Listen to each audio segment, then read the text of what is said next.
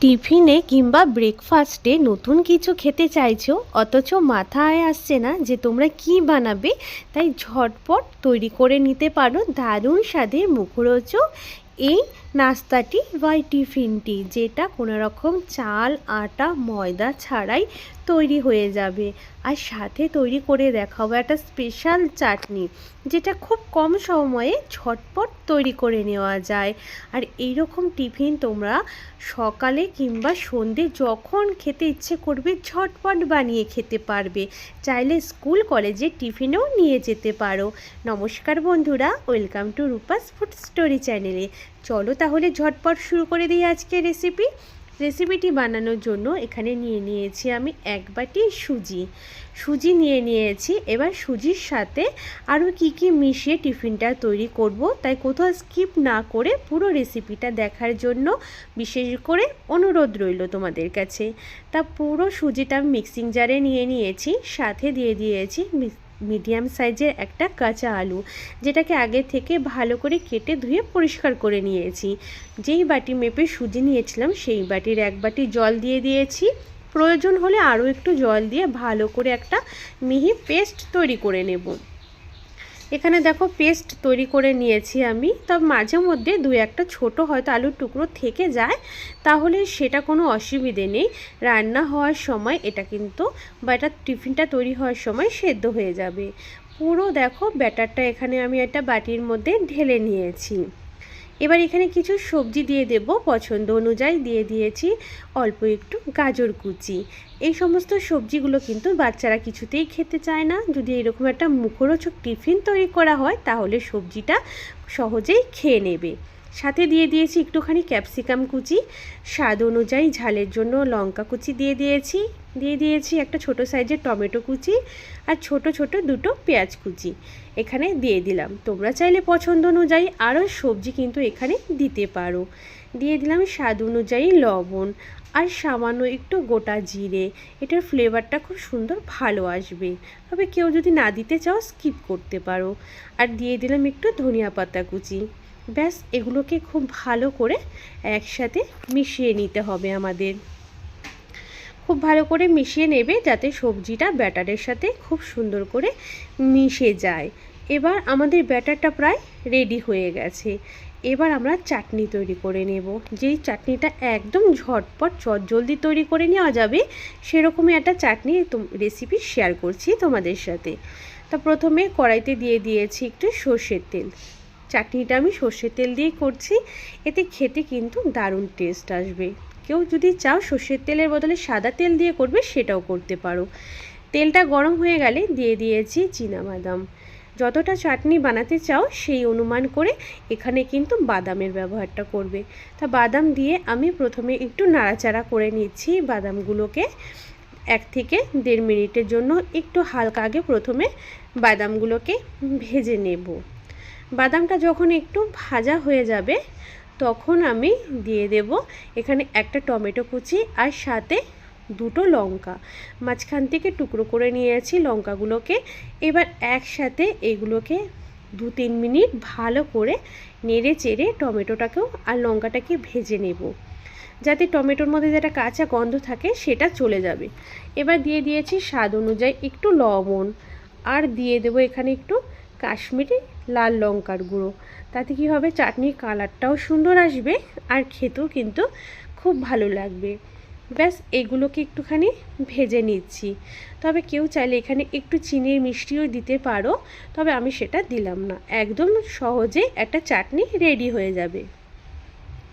তো দেখো এখানে ভালো করে নেড়ে চেড়ে একটু ভেজে নিয়েছি। তা এখানে কিন্তু চাটনির এখানে সব ভাজাটা একদম কমপ্লিট হয়ে গেছে। এবার এটাকে আমাদের নামিয়ে নিয়ে ভালো করে কিন্তু ঠান্ডা করে নিতে হবে, কারণ একদম গরম অবস্থায় কিন্তু মিক্সিতে পেস্ট করা যাবে না। তাই এটাকে নামিয়ে বেশ কিছুক্ষণ কিন্তু আমি ঠান্ডা করে নেব।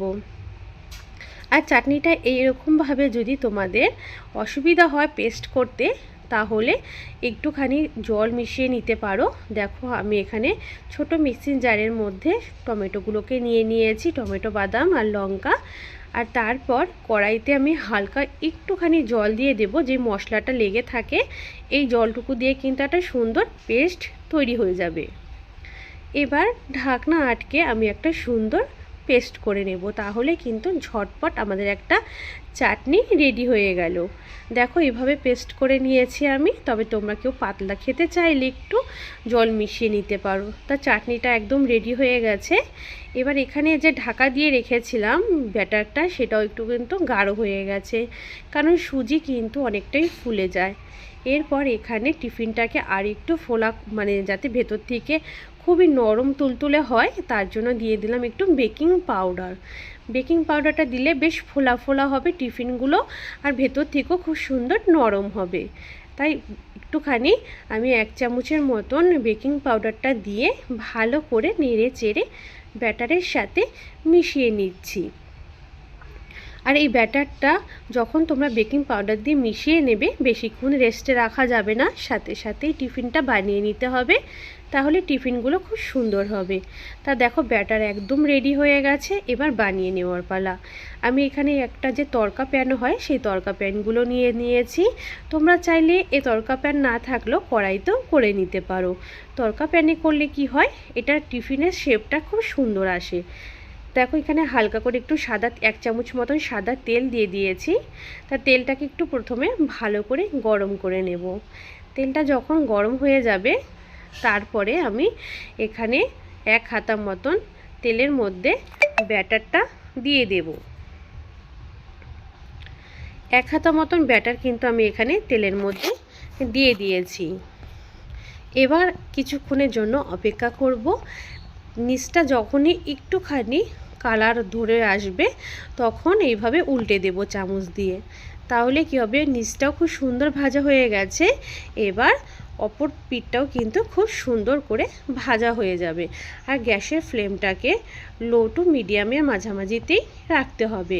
নিচের দিকটাও যাতে সুন্দর একটু মুচমুচে ভাজা হয়, হালকা করে একটু তেল দিয়ে দিয়েছি। নিচের দিকটাও সুন্দর কিন্তু একটা কালার চলে এসেছে। আর দেখতেও কিন্তু টিফিনগুলো ভীষণই সুন্দর হয়, আর খেতেও কিন্তু খুবই মজাদার। দু সাইড থেকেই কিন্তু সুন্দর করে ভাজা হয়ে গেছে। আর লো টু মিডিয়ামের মাঝামাঝি রেখে যদি টিফিনগুলো বানানো হয়, ভেতর থেকেও কিন্তু খুব সুন্দর সেদ্ধ হয়ে যাবে, ভেতরেও কোনো রকম কাঁচা কিন্তু থাকবে না। ব্যাস এপিট ওপিট উল্টে নিলেই রেডি হয়ে গেল আমাদের ঝটপট একটা সুজির টিফিন রেসিপি।